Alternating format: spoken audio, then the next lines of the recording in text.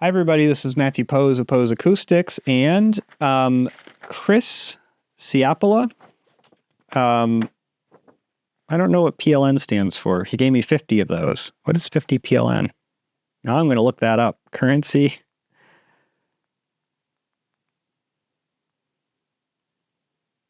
It's Polish coins. Okay, I wouldn't have known that. Okay, so Chris asked, is there a scientific or sensible reason to add, let's say, 2 times 200 watts Hypex separate amp to a medium class AVR, like a Denon X4800? The speakers are MA Silver 300 G7s with a sensitivity of 88 dB. Will there be a noticeable difference? What about timbre matching if amp drives only the left-right? Living room is about 250 square feet, 5.2.4. Thanks, Chris. The answer is that a couple things. So in a sense, I can't answer that. I don't know how loud you listen, and I don't know how much you push those speakers. And in fact, I don't even know those speakers that well. So it would be hard for me to say whether the AVR is being pushed to its limits.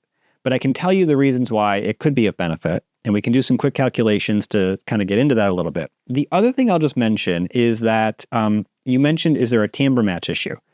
The amplifier would have to be very flawed in either the receiver or that Hypex for there to be a timbre match difference. So don't worry about that. That's not a concern. There isn't going to be a timbre match difference between the amplifiers. There could be some issues with whether the receiver has the right voltage output to properly drive the amplifier without inducing noise, but for the most part, it's probably going to be okay. I'm pretty sure that the factory standard gain of that amplifier, while a little high, is probably appropriate for the receiver, so that should be okay. But let's go into the core of the question you're asking, which is the extra power going to be good? So the first thing we need to look up is, I think MA means monitor audio. So we're going to say monitor audio, Silver 300 7G, I'm seeing. Okay, I see this now. So let's look at the specs on the speaker. And of course, everybody but the manufacturer is showing up. Well, that's not helpful. All right, I'll just go to one of the other ones like Crutchfield's or Audio Advice.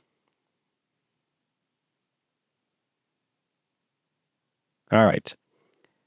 So I'm clicking on that. The reason I need to look at this is I need to know how much power the speaker can handle. Now, this is a tower speaker for those who didn't know that. I didn't know that.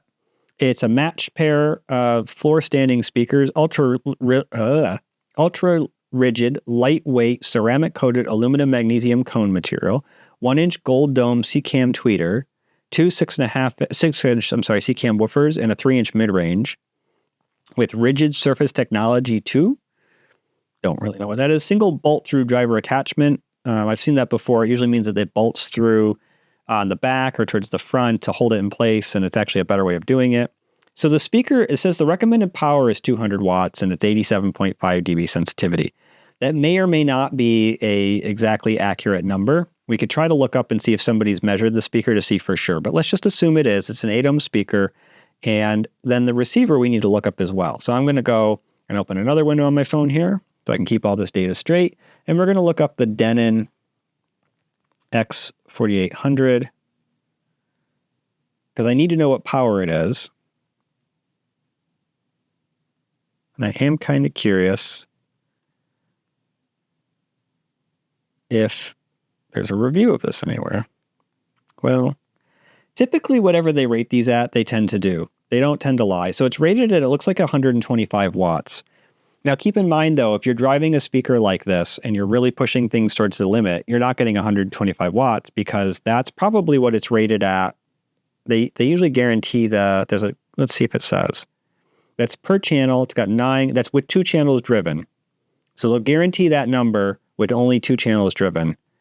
I believe you should expect to get something like 80% of that with multiple channels driven. Let's see. I'm trying to remember what the Denon guarantee is.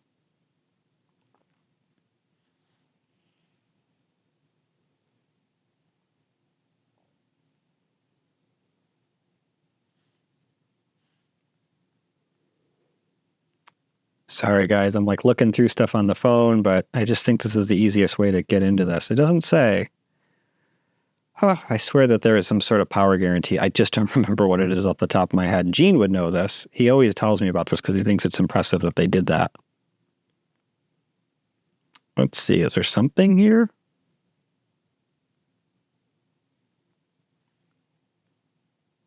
All right. Denon power guarantee.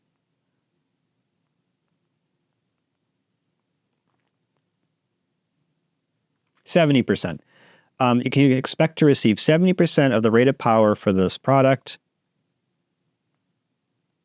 when 5 channels are driven. So you indicated it's a 5.2.4 system. So the 0.2 is the subs. That's not drawing any power, but you've got 9 speakers, not 5. So if we take 125 times 0.7, that's 87.5 watts. So here's where this all becomes interesting.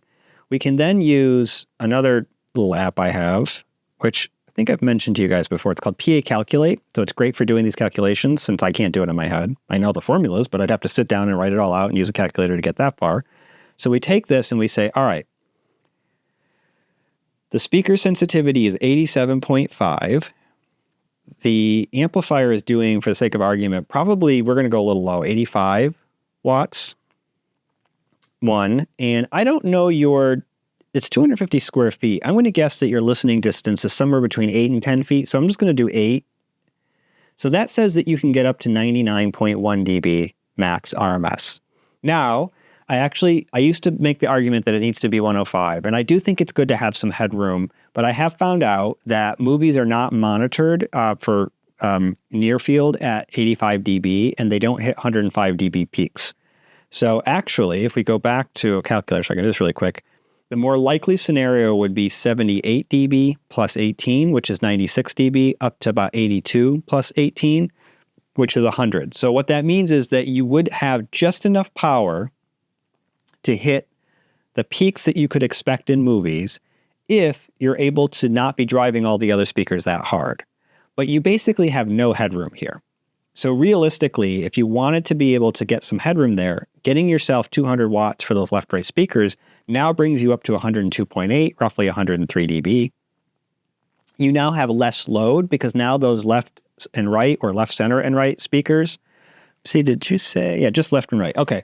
So now you've taken all that load off of the receiver too, and that power supply can be used to drive the center, the surrounds, and the tops, and no longer has to worry about the left-right speakers, which very well may have been the ones that were drawing the most power from it. And so you've freed up quite a bit of power for the other channels while allowing those Hypex amps in this example to take over the left and the right.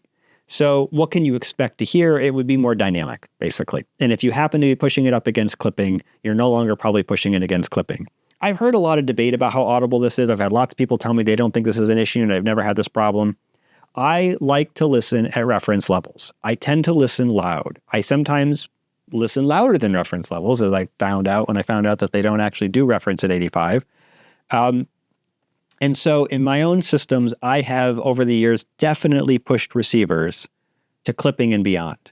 And I don't like that. And so I have had to have extra amplifiers in my systems for a long time, even when I had sensitive speakers. So should you do it? I don't know. I don't know how loud you listen. It's hard to say.